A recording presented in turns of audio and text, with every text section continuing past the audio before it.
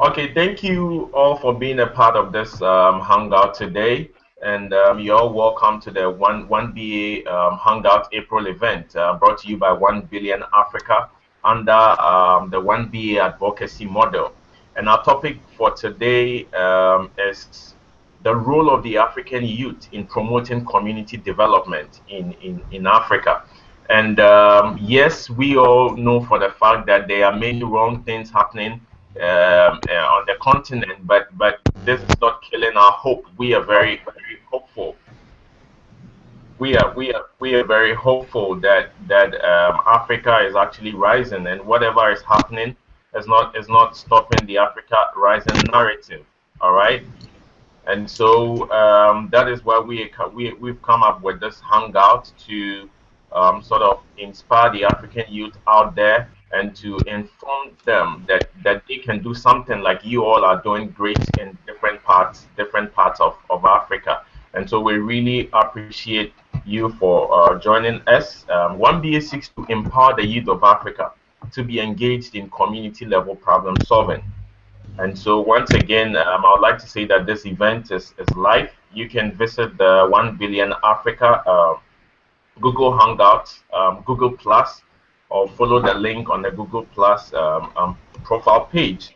And this, you can also join us on Twitter using the hashtag 1BA Talks, 1BA Talks, and then CD, hashtag CD in Africa, that is community development in Africa, and then hashtag 1BA. So you can join us using these hashtags. All right, so thank you very much. My name is Prince Adu-Appiah, and I'm honored to be the moderator for this 1BA Talks event. And joining me are amazing young people from different parts of the world, and it's amazing. We have the privilege to hear from them today. And so let me start by introducing our guest for today. We have Mr. Jimmy Henry Nzally. Jimmy is joining us from the Gambia, and he happens to be the president for Global Hands, the Gambia. He's an amazing youth. Jimmy, good evening. Good evening, Jimmy. Hello, Jimmy, can you hear me? All right, so Jimmy is not hearing us, but we'll see what we can do to get him. Hello, Jimmy. I can hear you very well. Okay, so I was introducing you and I said good evening to you.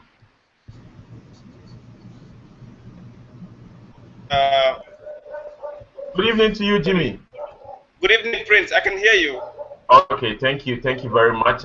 This is live, and people are also watching from different parts of the world. And so next on the list, let's go to Viola. Viola is joining us from the United States. She's actually representing Africans or young people in the diaspora.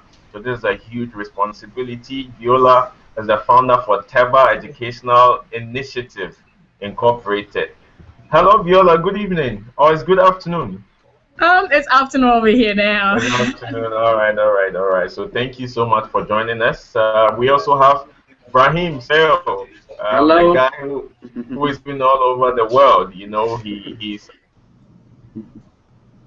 actually from Algeria in Africa, so region. And so good evening or good morning or afternoon, Brahim. Which one? Good evening, okay. Prince. How are you? I'm good evening, good. everybody. All right. And where are you joining us from? I'm from Romania now. From Romania. All right. Yeah. So that is awesome. And so we also have Lameck Amugongo from Namibia. He's joining us from Windhoek. Yes, the land of Namibia. The brave. The land of the brave. Interesting. So Lameck is a tech science and tech guy, and he happens to be the 1 Billion Africa ambassador. Country ambassador in Namibia. Hello, Lameck. Good evening. Good evening, Prince, and warm greetings from the capital city of Namibia, Windhoek, the land of the brave. Okay. We really hit you with some good sunshine from the desert country here.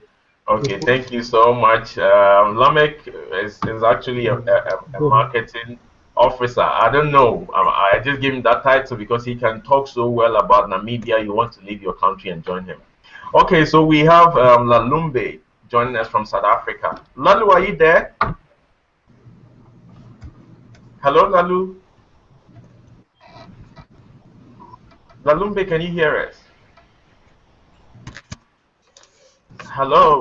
She wrote a message. Apparently, she can't hear us. Okay, so we'll try to work that out. Our technical guys will try and sort that out. So we have Octavio also joining us from Ethiopia. Octavio, are you there? Hello, Octavio. Okay, so Octavio is also not hearing us. We'll try and hello, Octavio. Okay, so we'll try. Hello, Octavio, can you hear me? Hello, Octavio. Okay, so we'll try and then get Octavio along the line to join us and so we want to set the ball rolling. I want to begin by asking, we are talking about community development in Africa. We're talking about community development in Africa. Let me ask you, Jimmy. Jimmy, are you there? Yes, sir. I'm Okay, here, so Prince. Can you hear me? When we say community development in Africa, what comes to mind? What to you? What is a developed African community? Yeah, thank you so much, Prince. Thank you also to my fellow colleagues who are joining me live on. Hello, Jimmy. Hello, Jimmy. Hello. It looks like we have lost Jimmy over there. So, Brahim or Viola, can you tell us what a developed African community should look like? In my idea, I think that a developed community, speaking about Africa, should be like an educated and ethical community. So education, like youth, education for youth and education for everybody as well. So education is the key for everything and for development as well. Okay, so you're saying education is the key for everything, and so if we have education in an African community, that community can be classified as developed. Is that what you meant? Yes. Okay, thank you very much. Viola, can you add something to that? Thank you very much for this opportunity. I want to chip in into what he just said, but when you talk about developed Africa, is looking about the infrastructure, the development that is happening within the country or the continent as a whole. Technology, which is boosting right now in all over the world. Where do we stand when it comes down to technology? Where do we stand when it comes down to infrastructure? Where do we stand when we come down to education? So, we all have to look into those aspects when we talk about a developed Africa. If we don't really have all those connecting within the system, I think we are lacking in those areas. So that's what I would say. A developed country consists of improving on their infrastructure, improving on their healthcare system, improving on their education, improving on technology. So all those aspects connect. Okay. Thank you very much for that. Lameck, are you there? Yes, I'm here, Prince. Basically, just to add on what they said, I believe a developed Africa is a self-reliant Africa, an Africa that depends on itself for everything, an Africa that is a net exporter, not a net importer. So an Africa that produces food to feed its people, an Africa that produces solutions that are being used, that it export to other parts of the world. So okay. So I think your point Africa is a self-reliant Africa. Okay, great, great, great. So that to you as a developed African community, a community that can stand on its own, a community that can solve its problems. That's what you said, right? Yes. Okay, thank you very much. So guys, so now we know what we want. We know we want a developed African community in our own communities or different in the 54 African states. But it's maybe rather unfortunate that is not what we are seeing now. And so the purpose of this hangout is to inspire people and to inform people on how we can make this happen. Because the African rising narrative shouldn't just remain a narrative; it should be practical. All right. And so I want to begin with Yes. you, Viola. As African youth in the diaspora, there are a number of young people who would watch this video who are watching on from different parts of the world outside Africa in different schools. So how can they contribute to promote community development in Africa? Great question. We are all Africans despite everywhere, wherever we live. And I believe that our contribution, impacts the growth of Africa. So I can take me personally as an example and what I'm currently doing to help, the nation that I come from and also as Africa as a whole. We can Okay. always rely constantly on the government, but we shouldn't depend on the government. We, the people, need to take the initiative to help one another. So currently, I established what we call the Tebah Educational Initiatives back in 2013, and we are registered in the state of Maryland, focusing on education or promoting education awareness. So what we do is, last year, I currently traveled back to Ghana and Okay. our mentorship program, implementing STEM program within our organization, providing scholarship opportunity for students, and also providing resources to the students. What I can tell you about the Africans in the diaspora, one of the organizations, there's so many organizations helping out, coming back home and doing something. But one organization that stands out to me, I'm not sure if you all are familiar with the Yali Network. How many Yeah. of Yeah. you know that? No. Yeah. Yay. So we all know, the panels, we might know what the Yali network, but for people who are outside and don't understand what the Yali network really is, Yali network was established by President Obama, administration to support young African leaders who are in the diaspora, or to bring all these African young leaders around the diaspora to share Okay. their ideas, whether it's entrepreneurs, whether it's educators, activists, innovators, to come together and share these ideas that we can go back home, to help improve the Africa as a continent. So Okay. I kind of encourage everybody out there who is in the diaspora to join this network and All input right. your ideas that you have, and that's a channel that we can go back home and support as well. Thank you. Awesome. Thank you for that great submission. Thank you for that great submission. And so, Brahim, Yeah. okay, so from your experience, how can we help develop communities in Africa? I believe that there is nothing that is as worthy as working collectively all together to bail out the situation that is going on in Africa. So, in marginalizing the individualism and back into collectivism is the only thing that is going to help us to develop our Africa. So what I mean by this is we all think as 1 billion Africa is doing now, for example. So we all think about each one another. If someone, for example, is as I said before, is educated, and someone else is not that educated, he thinks that he's not that educated. He helps him out so that to be like him, at least like him. I would tell you like an experience that I have in my country with an organization that was created by the students, and so what I mean here is youth. I mean is the key for Africa. So this organization is called LFL Tour. So what this organization is doing? I mean, when I was at university, we were doing this as well.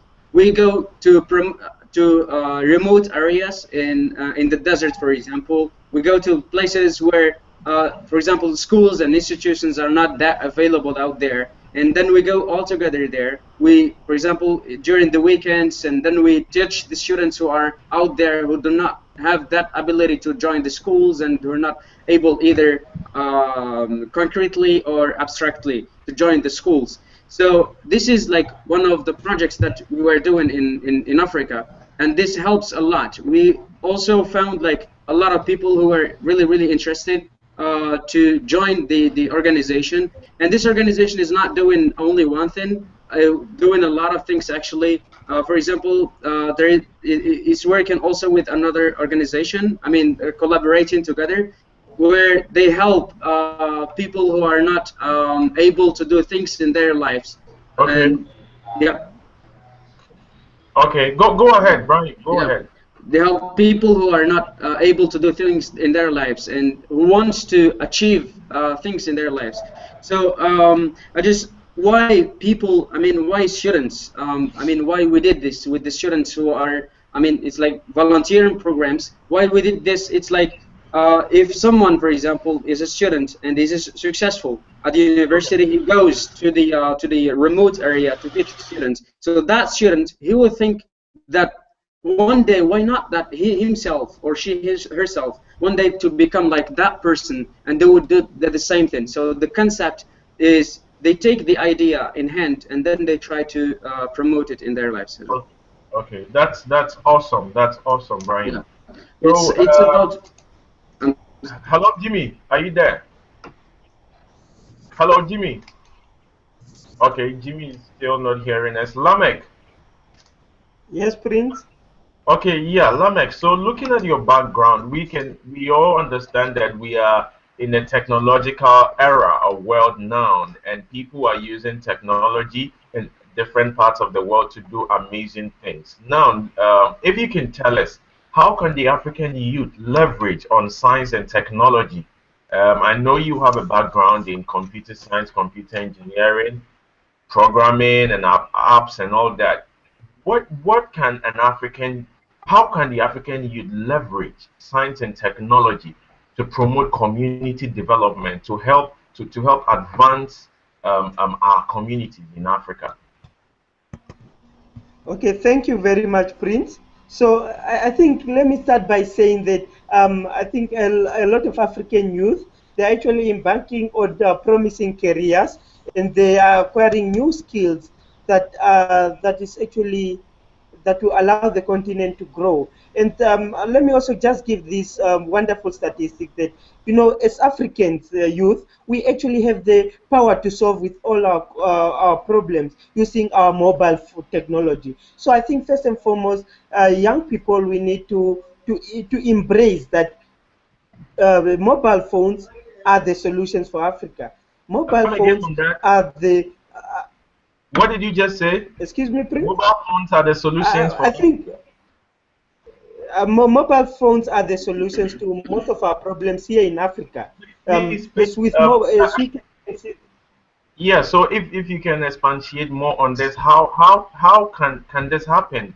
How can mobile phones help advance African communities? Okay. One great yes, go ahead. Mobile phone. We have actually more mobile phones than people in Africa. So it means that mobile phones than people are in Africa. Yes. So that means that mobile phones, it's actually a tool that can be used for people to access information first and foremost, and secondly, it's a tool that can be used to actually to render services, which are either by government or from us young people. So I think that young people really, with skills that we have, we need to start developing solutions and start leveraging on the opportunities that the mobile gadgets present us, so that we can develop solutions that our people in Africa can access through their mobile phones, and either to deliver services or to educate our people. And I believe that as much as we need to, we are saying that we need to build capacity in Africa. I believe that we have been doing much of that, but we must not stop there. We must build Hello, Lameck? capacity. What I do, yes, Prince, can you hear me? Yes. So that's a great submission over there. So Lameck, almost everyone, a great percentage of Africans or young people have mobile phones today. But all that we do with it is WhatsApp. All that we do with it is go on Facebook, play games, and so on and so forth. Now, I just want to understand how we can leverage on that tool called the mobile phone that you say we can use to promote community development. Is it not just for the people that are inclined in science and technology, who can maybe create apps? Oh, but yes, a very good point that you have raised there, Prince. But now we have also realized that there are also other solutions such as Live Code. Live Code is actually a platform which allows people without little background on computer science or little background in programming to develop mobile applications. So I think it's now up to Okay, Lameck. So we'll get back to you, and develop applications. I'll get back to you with an interesting follow-up question on that. But before that, I want to go back to Jimmy. Jimmy, are you there? Yeah, I'm there. Prince, can you hear me? Interesting, Jimmy. Good to get you back. Jimmy, Yeah. so Yes, you are an amazing African youth. You are doing great things in Africa. Recently, you organized some Skype call in your university that connected students from the Gambia to students in Europe or so, and they were exchanging cultural information, and that was a great thing. Kudos on that. But Jimmy, tell us, based on your experience, how can an African youth promote community development in Africa? What would you say to the young person out there who believes that he has to turn the age 40 before he can do something? He needs to buy a car, or he needs to own a very big company before he can be a change agent. But you are doing amazing already. And so we want you to tell us how you think the African youth can promote community development in all corners of Africa. Thank you so much, Prince. First of all, before I answer the question, just allow me to share with you a very powerful quotation which says that the consciousness of man does not determine his or her existence, but the social consciousness actually determines the person's consciousness. So what am I talking about here? One, we have to make sure that the young ones see a shape. The young ones need to believe that, and they need to know that they are leaders. And every little thing, it's not little, it's big. The young ones need to know that they are leaders. They are leaders, and every little thing they are doing, it's not little, it's big, because it can change the lives of other people. And that is the world we are right now. That's the Africa we are looking at here. And the Africa rising we are talking about, and the community development we are talking about, that can only be sustained. The only way to sustain that, Prince and my comrades here, it's that young people need to, one, we need to encourage them to understand and know that they are changed, because they are contributing towards the productive development of their community. And here, when we talk about young people and the community, there are links. How do we link young people and the community? Please allow me to share some very important statistics here, Prince. Okay, in the 90s, in the 90s, we used to have 70% of the population live in the rural areas, for example. Okay. But today, we have a reverse of it. Today, we have over 70% of the population living in the urban areas now. But even with that, the statistics now changed. You're having young, energetic men and women leaving the cities now and seeking for a better life elsewhere, risking their life in the deserts and also crossing the sea just to reach Europe. So part of it being, we need to have a concrete, sustainable youth folk where leadership is seen as a very important and valuable tool to change a community. And that's the shape, and that's the moment you and I and people here are actually looking forward. Wow. Jimmy, that is awesome. I really love some of the points that you raised. The fact that the African youth needs to know that we are all leaders, and whatever small that we are doing is actually big. Every beginning is actually small. Thank you so much. We'll get back to you.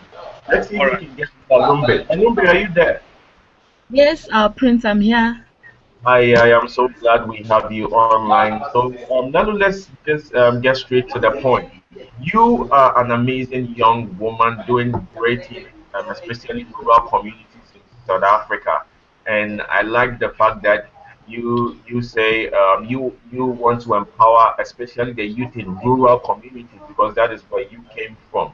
And for everyone's information, Lalumbe is the founder of Naledi Foundation, and they are doing awesome.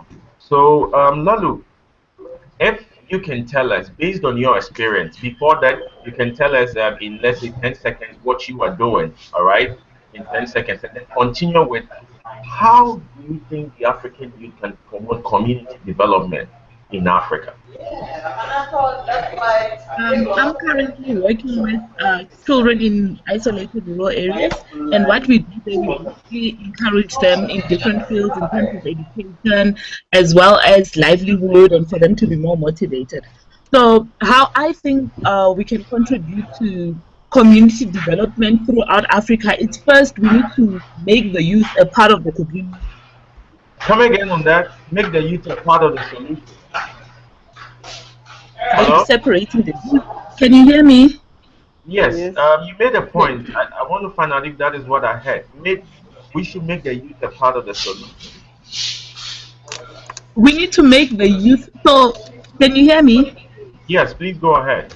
Yes, I was saying that when we address youth, we also addressing the community. So the moment we separate the youth and the community, it becomes two different things. So what we do in the rural areas with the kids that we have, we define because a community is not just young people. A community is young people, children, old people. So it's a collective of different people that are working there. So the moment you integrate the youth and you tell them, guys, you are part of the community, you're supposed to be working towards finding a greater solutions, they start feeling important. And the way that we do it, we include young people in local organizations, in tribal authority meetings. For example, we work a lot with the chiefs in community. So what we do is we include them in those meetings and they sit in.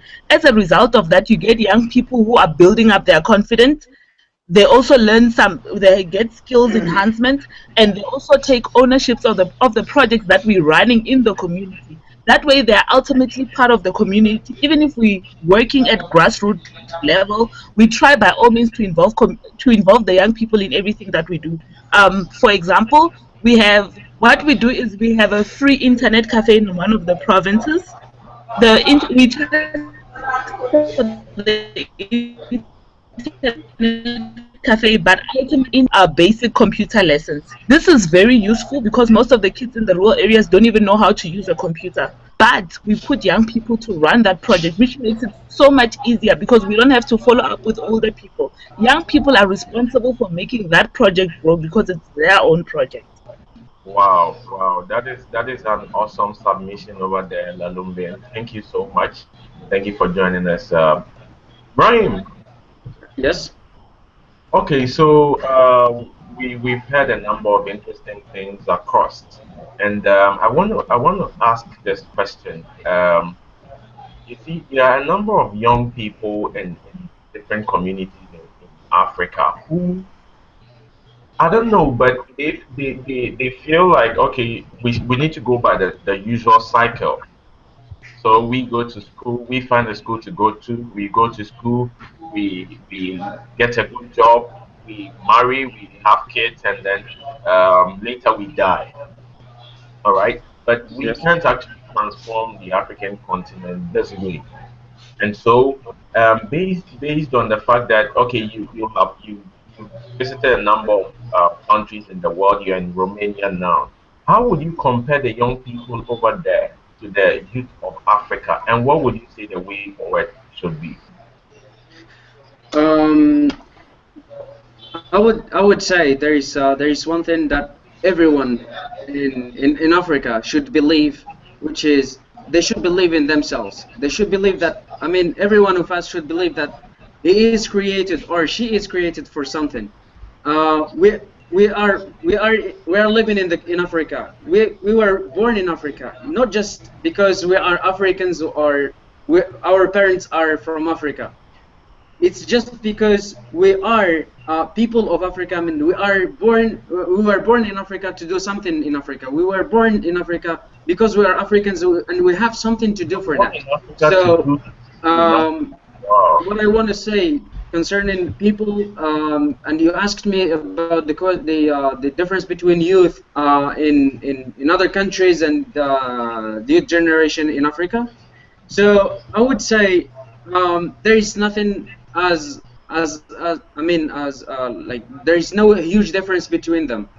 The only difference is that people believe in themselves, and I mean in countries which are different from Africa, but people from Africa, I mean, they don't have like that ability of believing in themselves, and they don't believe that there is something behind their living. So of course we have people who are like really educated from Africa, and they're traveling all around the world so that to have a better life conditions and stuff. But the thing is, they need also to I would not say that they don't have to travel. I'm traveling as well, but I need also to bring something back to my country. So I need also to share my experience with other people in other countries too. So it's a win-win situations all the time. So either I go to a country and I take something from Africa and I tell them that here I'm an African, I have something from Africa, and this is what we've got. I mean, what we believe in Africa, what we have like as things which are really important in Africa. And then when I go back to my country, I take my experience and then to promote it in my country too. That is awesome. That is awesome, Brahim. Thank you so much for that great information. Viola, I see you are smiling. You know I'm coming back to you. So I want to ask the same question. You've also lived outside Africa for some time. You've been to different states in the United States, and you have met some young people outside of Africa. You met some Africans there as well. Can you tell us how different are these young people in the US who are Africans from the Africans on the ground? And yeah, and the Africans on the ground. Good, great question. Yes, and maybe the next one too is that what message would you have for such people, and then for the people here in Africa as well? Okay. Thank you for that great question. And this is a contribution to what Ibrahim was saying, but I'm just going to wrap it up and keep it precisely. So I had the privilege to really live in Ghana for quite a while, probably like 12 years before I came to the United States. So I truly understand how the challenge is back home and the difference in living outside of another country, the country that you actually from, you know, a developed country per se. Living in the United States is tremendous different compared to Ghana. I mean, resources is abundant. You know, everything is working great for you. Technologies is running, teachers are on time, everybody's doing what they're supposed to be doing. Compared to Africa, it's all like that. You'd be surprised that you go to a school, a rural school, and the teacher is probably standing outside and he really doesn't care. I'm not saying we should focus on the negative aspects, but these are some of the things that we need to kind of channel when we think about the situation that's happening in Africa. So over here, you gotta work, you gotta go to work. Somebody has to write your paycheck. But in Africa, they really don't. The teachers are really not willing. I was in Ghana for my first project, and I visited a couple of schools, and one of the teachers were telling me that they've not been paid for 3 months. Why not? In this scenario, do you think a teacher is really going to be teaching the students out of their heart when they haven't been paid for 3 months? You know, so those are some of the problems that we face in Africa. Okay. Teachers are not being paid. And lack of resources. I always talk about lack of resources. You don't have the resources. And even if we do have the resources are being misused. So we have to create a program whereby students will know how to use their resources, teachers will know how to use their resources for, explain resources to the students. The Okay. little that we have, we should maintain it. The Okay. second question was how, a student in Africa, what can I say? I said, I always tell students when I speak to them is that it don't matter what you live in this world, you can always make it. You don't Okay. have to live outside of the country that you are in. You can make the best out of where you are. So I dare you that whatever little that you have, the education that you're gaining, all the students in Africa, the little education that you're gaining, I believe you or some of us, we went to school in Africa, Okay. and that's why it made us who we are today. So All right. take that and challenge All right. yourself. Thank you. Thank you. Thank you. Thank you very much. Brahim, you have something to say on that? Yes. I just Go ahead. want to. Give Lalu the chance. I want to strengthen the point that Viola said before concerning her living from Ghana to the U.S. Concerning education. So I would say I have like one question, and first, which is what pushes most of people to go outside of Africa? I mean, at what age most of people go outside of Africa? And if you go here, you will find that most of people go outside of Africa when they reach to the age of 18 and 19, and that is the time when they go to university, for example, and they seek for higher education. So back to the point that I said before, education is everything. So people seek and people look after really good way of education. So as she said before, I mean, a lot of things which are related to, for example, universities and resources are not that available in Africa. So we can, for example, in Africa, make these things available for the students and for everybody, so that they cannot, I mean, they would not leave Africa at that time. Because if at that time people, I mean, during that age, people are in a time in which they need to decide which way of life they need to take. I mean, which paths they need to follow. So if they didn't find, like, if someone like wants really good education, and he doesn't find it in his country, of course he will travel to another country. But he needs also to think about going back to his country and benefit people who are in need for that education.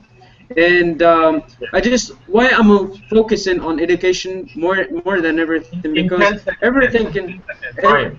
Okay, I'm sorry. Education is the only thing that teaches people how to read, think, and analyze, discuss, and communicate with people, to share their ideas, to share their problems, and to share their solutions as well to Africa. Okay. Thank you very much. I think we have lost Lalumbe. Now she wanted to have a say on this. Jimmy, are you there? Yes, I'm here, Prince. I'm here. What is the problem with the African youth? How do you call it? Prince, this is a very important question. What is wrong with the African youth?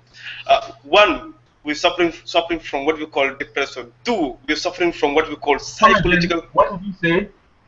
I'm saying, one, we are suffering from depression. Two, we are suffering from what we call psychological colonization.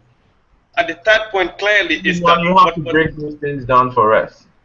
Okay, I'm going to break every bit of it, Prince. What I'm saying is, but in some few seconds. Go ahead. Okay, the first point is that we are. What is wrong with the African youth is depression. One, what am I talking about? What do I mean by depression here? If you look at the amount of young people we have, like in my country, for example, we have over 60% of the young people who consist of 60% of the population consists of young people, and also you have the equation, the statistics, which states that over 60% of the population are poor. So, which means young people equates poverty, for example. So what are you talking about? That's huge depression, that's huge trauma psychologically, that, you know what, poverty is actually normal to me, and which is abnormal. if you look at it. And this is something that is actually affecting our young people, and it's affecting their growth and development. The second point is what we call the psychological colonization. What am I talking about? The psychological colonization here, what we really mean, or what we are talking about here, is that if you look at the young people, they always think of, you know what, I cannot make it here in Africa. You know what, Africa is not the right continent. It's that continent. It's this. It's this. It's this. So all this negativity about the African continent is actually making our young people, you know, have a different mindset about the continent. And this, to a large extent, is affecting the growth and development of our young people. And the third and the final point is, if you look at the huge potentials and capabilities we have, with regards to young people and development, you realize that at some point there's usually a disconnection between the two. Because if a nation is to move forward, its young people need to be brought up. There needs to be at fore. But if that is not happening, there's a discommunication between young people and its development, and the organs that's supposed to mechanize those development aspirations we are talking about. You realize that there's always and will be a disconnection between the two.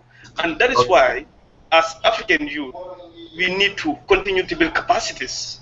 Because capacities is the only way we can move forward as a continent, but also give hope to Jimmy, our young ones. Yes. A quick one. Please say this in 10 seconds for us. Are we building that capacity? If not, what can we do?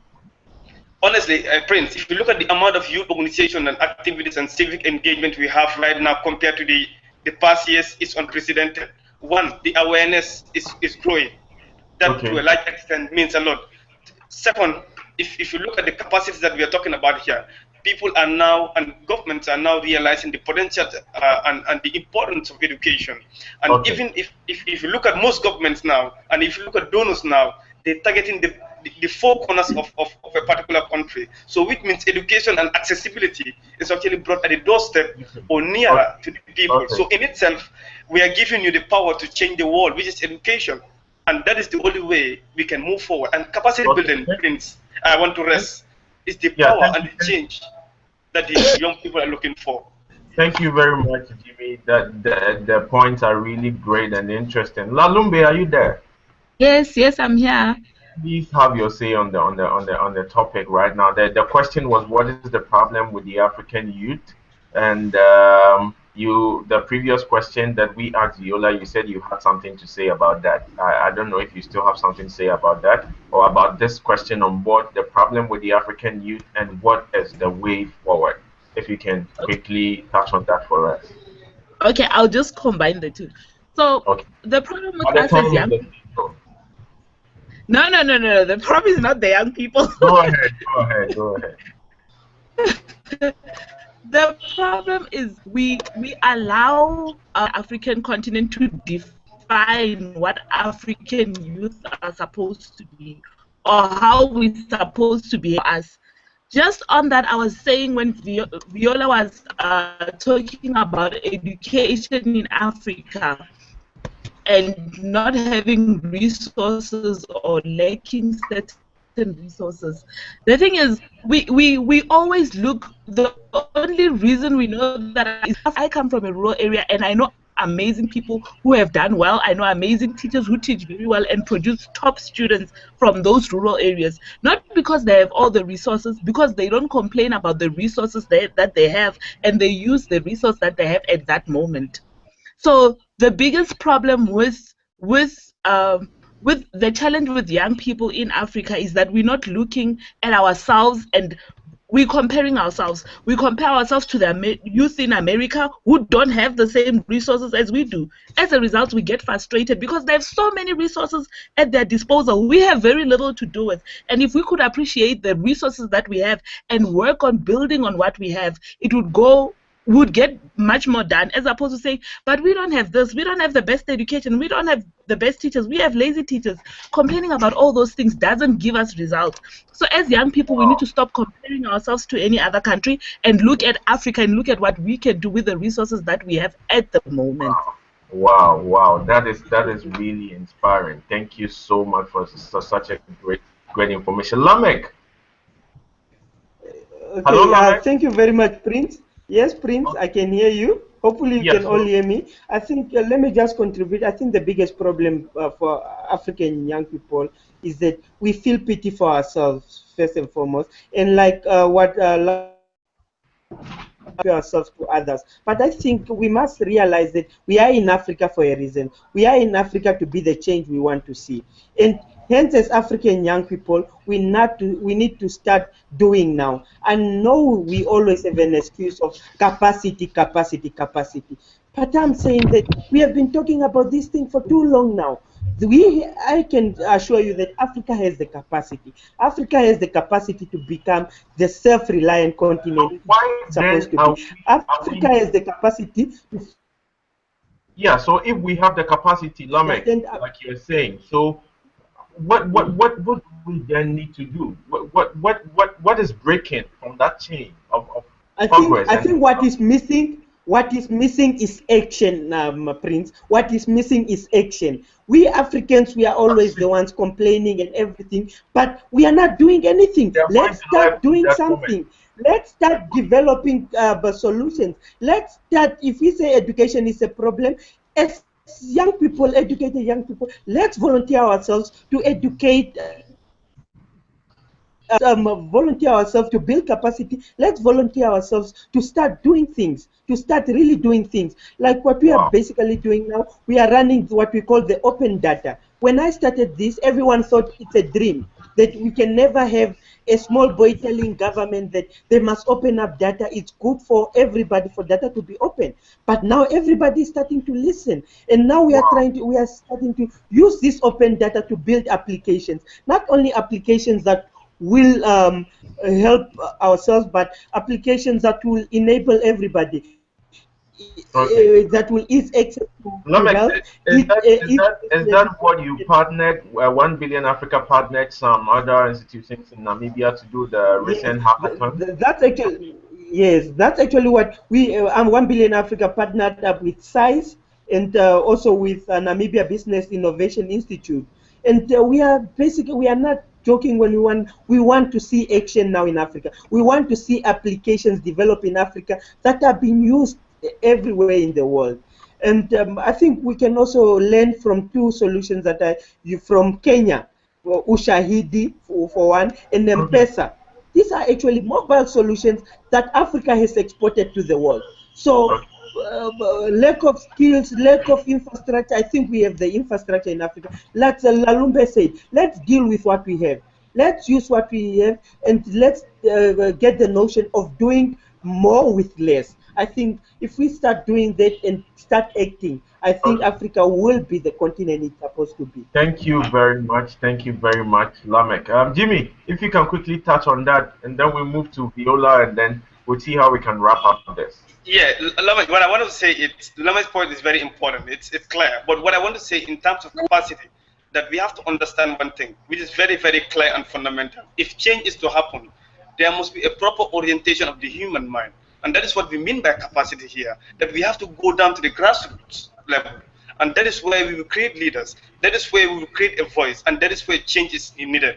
Because if we want to just say that, okay, Africa has the capacity, what capacity are we talking about?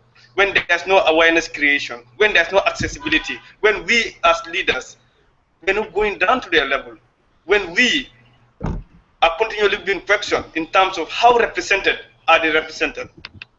How represented are the people that we claim to represent, for example? This is something that is very, very important, and it's a question that needs worth reflecting. And that is my take here, that if change is to happen, and here we're talking about community development, there must be, and there should be, a proper orientation of the human mind. And that is my reaction Okay. yeah. Okay. Thank you very much. Thank you very much. And I'm really, I must confess, I'm really enjoying this show, and I believe that once we put it online, once other people get to be a part of it, it's really going to inspire and inform other people. Before I take your final words, Viola. Hello, Viola. Yes, can you hear me? Yes, yes, I can hear you. So, do you have something to say on the current topic? the fact that we need to build capacity. Lameck was saying that we've built a number of capacities that should be in work. Jimmy says we need to build more capacity, and I think we need both. I mean, those that have been built need to get to work, and we need to also build more capacities. What is your take on this? Capacity on what? Building. That's what I'm saying. Capacity on, can you clarify that, please? Yes, what we are saying is that Lameck raised, I think someone raised the point that, you know, one way forward for Africa, Jimmy did, is that we need to build capacity, human capacity, as in empowerment, you know, and At the grassroots. other fronts. Jimmy, am I right? Yeah, at the grassroots, you know, in Okay. terms of terms of education, you know, in terms of sensitization, in terms of accessibility, and you know, all these things are campaigns, and you know, they're all part of it. Yeah. Jimmy, So Viola, did you hear? I think. Okay, Yeah. I heard what he just said. For me, like, I truly understand where he's coming from and the perception that he's raising. In order to raise capacity in the grassroots, it all boils down to we as the citizens. So I believe that everybody involvement will be more supported to building a whole Africa as a continent. That's why I stand on there. I wasn't clearly on the question, so I can't really give more input on that. But I believe that we all need to come together and work hand in hand. Okay, I think Lameck wants to say something on this. Okay. Okay. Thank you very much. I think the point that I'm trying to make here is that I think young people in Africa have the skills. We can see that a lot of young people in Africa have qualifications. They've obtained good education, and this is the capacity that I'm talking about. And I'm also talking about the capacity that young people have the skills to do things. Yes, I understand that we need to do things more capacity at grassroots level, but let us not only do capacity, let us build capacity by doing. While we are doing, Hello? we must build capacity. For how long are we going to build capacity? You see, that's a key question that we need to ask ourselves. We have been doing capacity ever since African countries became independent. Some of them have been more independent for more than 50 years, colleagues, and they have been building capacity for all these years. So what we are doing is, what I'm saying is that we must not stop with the capacity, but let's change the whole way of building capacity. Let's build capacity by doing. If we need to create awareness in rural areas, let's create a solution. For example, a mobile application that everyone in rural area can access to educate people, as an e-learning tool, as a tool to access services, and at the same time, while we are creating awareness, we are also doing something that is relevant to the continent. Jimmy, before we come to you, please, Jimmy, before we come to Brahim, will say something on this. I just want to add something to what Lameck said. You said now that we need to build up capacity. How to build up that capacity is by using the capacities that we have. So we need to use the material, what we have, between our hands, and then so that we can build up things that we are looking for. Awesome. So you've actually, I think, bridged the two views. The fact that now, if we are saying that we need to build capacity, Lameck is saying we have built capacity already. So now let's use the capacity we have built to sort of replicate, all right, and then build more capacity all across Africa. Viola was also saying in a text here that we need to support business, we need to enhance professional networks, we need to support schools, and so on and so forth. Lalumbe, please, 5 seconds. You wanted to say something. Viola has covered the point for me. I wanted to add on what she's saying about, as much as we've built capacity, we should also get the government or other stakeholders to actually buy into advancing the young people, because all that we do in most of the time, we usually just sit back and say that the government is not giving us opportunities, they're not giving us that, and then it breeds, all that it's doing, it's breeding complaint and a very lazy society. Okay, thank you very much. Jimmy?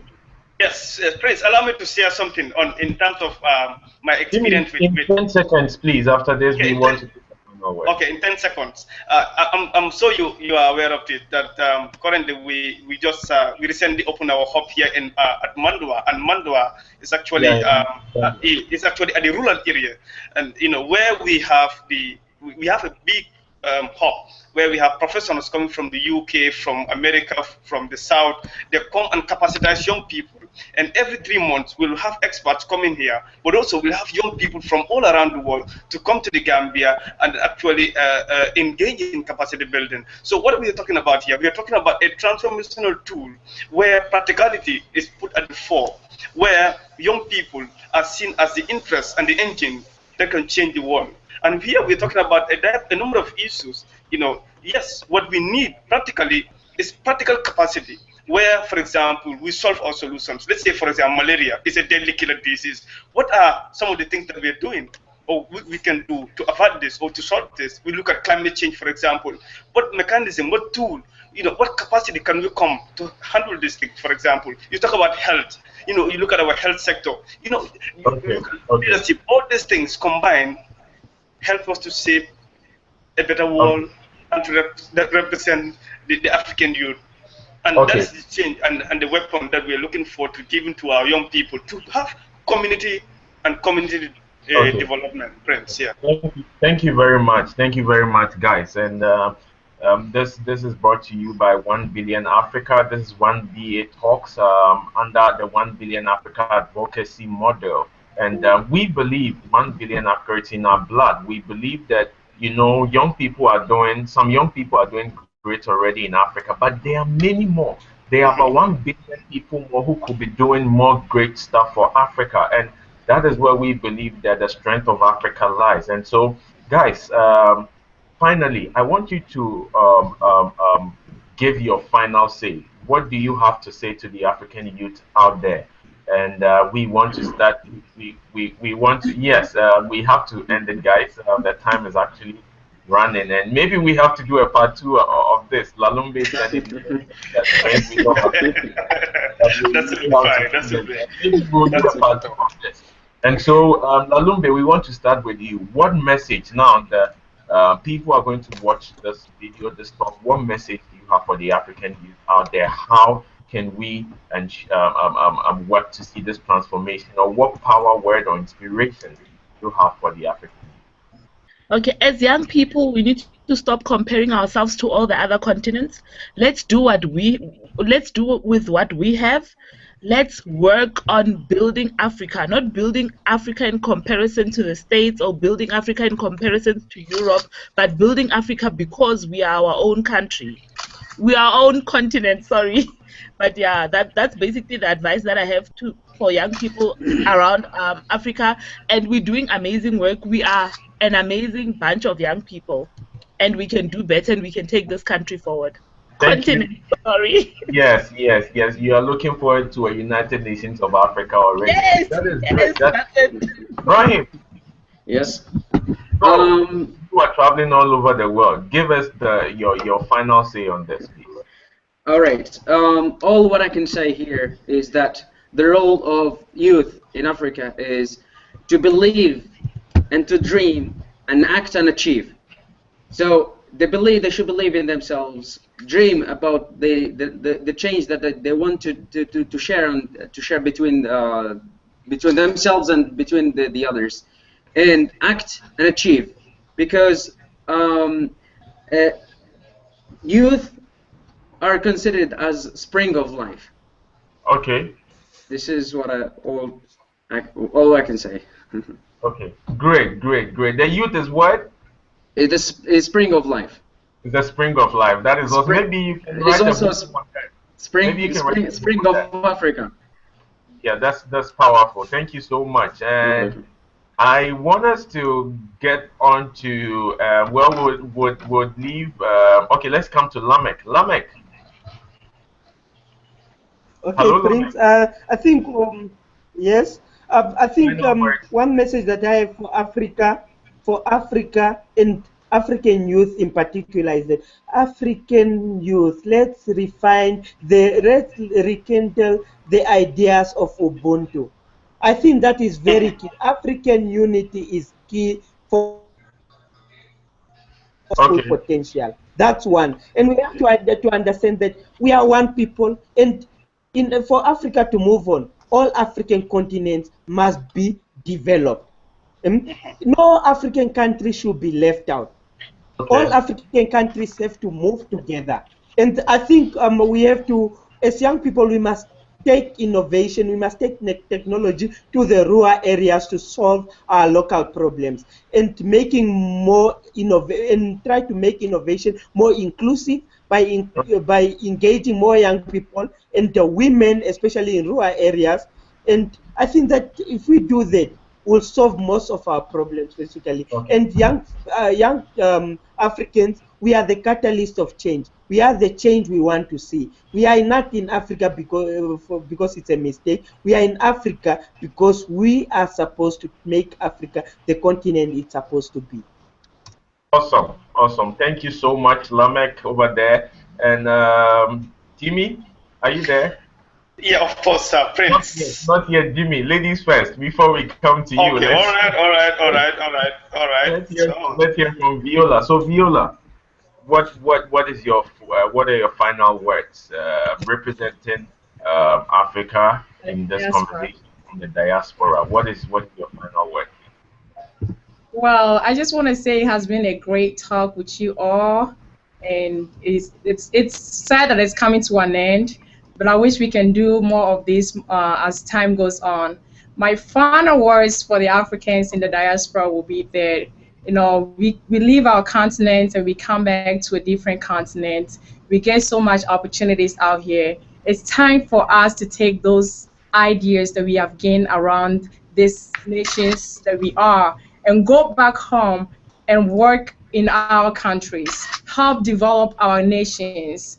I always say that Africans, I heard you say something, Africa is rising. Can we stop saying Africa is rising? Africa arose years ago. Now it is time for us. Yeah, I seriously always correct people. Africa arose years ago. We need to take the power that we have and run with it and help in strengthening our countries for the betterment of the next generation to come. And that's what I encourage all the diaspora out there, that it's time for us to go back home and do something. Let us not just depend on the leadership only. Thank you. That was awesome, Viola. Thank you so much. Africa has already arose. Interesting. So, Jimmy. Yes, how about Lalumbe? Lalu gave us she started for us, actually. Oh, all right, so I can come in now. Oh, thank you. Oh, all right, that's fine. Go ahead. But I just want to say this, that thank you so much, Prince. Thank you, 1 billion Africa, for the honor. I think this actually means a lot, and it in itself, it's change, and where there's change, there's hope, and where there's hope, there's transformation.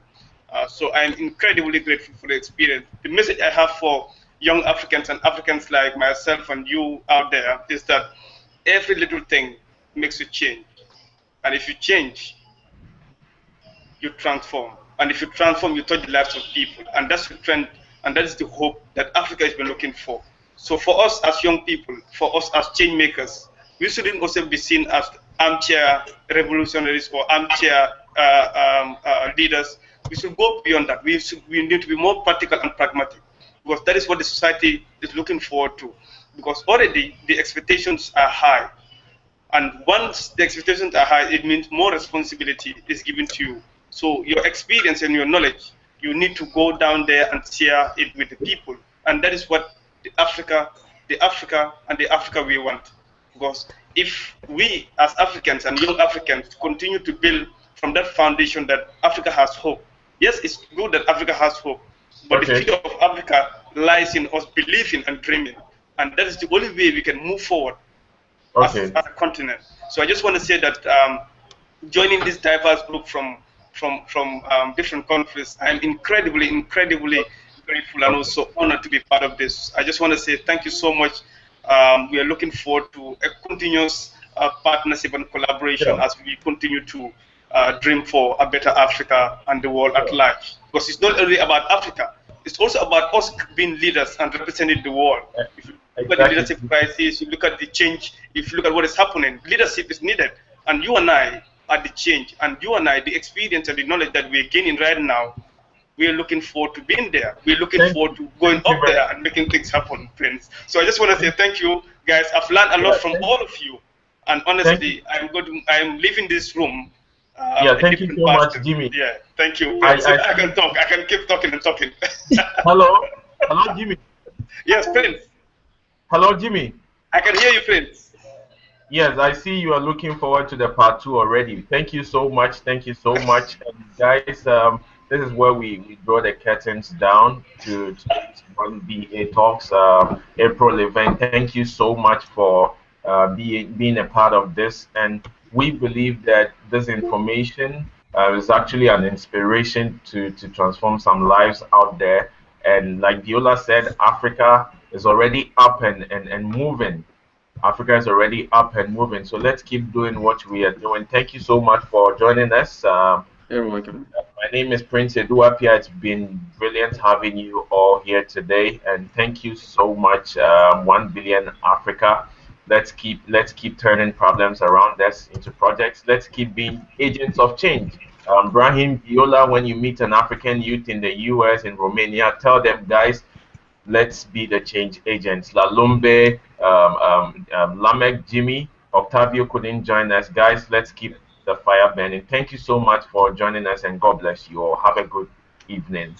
All right, God bless you too, Prince, and God bless God bless you all. God bless Africa.